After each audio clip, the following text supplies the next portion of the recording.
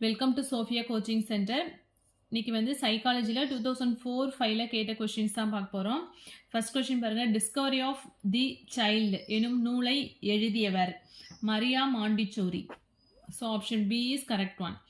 எளிய வாழ்க்கை உயர்ந்த எண்ணம் என்ற குறிக்கோளை கொண்டது விஸ்வபாரதி பல்கலைக்கழகம்.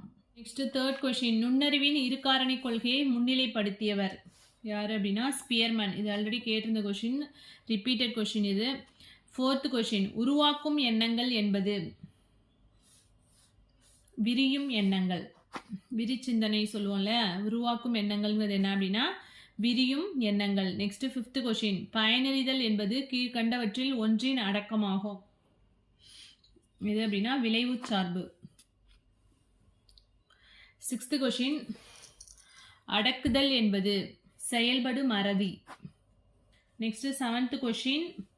விருப்பமின்றி தன்னிச்சையாக தோன்றும் கவன ஈர்ப்பினை தோற்றுவிப்பது உணர்ச்சி கனிவு.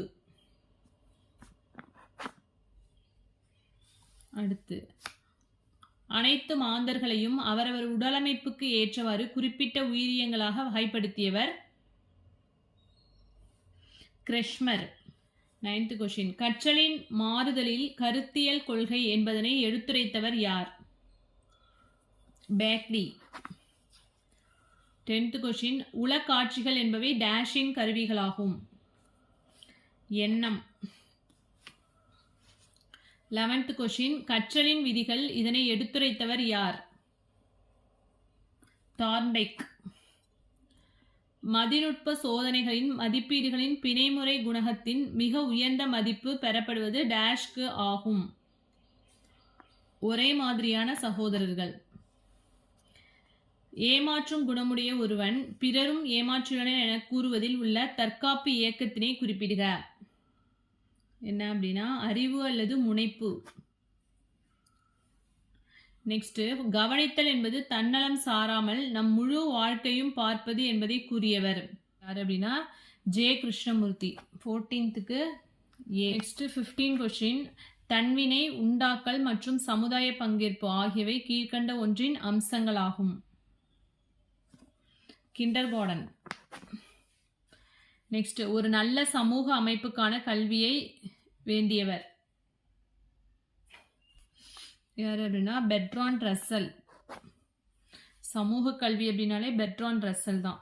Next 17th question. ஒரு தூண்டுகோலின் மூலம் விரும்பத்தகாத நடத்தையுடன் கூடிய விரும்பத்தகு மறுமொழியை வாய் வழியே வரவழைப்பது டேஷ் ஆகும். தொன்மை தகவமைப்பு. 18th. டேஷை தோற்றுவித்தவர் சார்லஸ் சாண்டர்பியர்ஸ் ஆவார். பிராக்மட்டிசம்.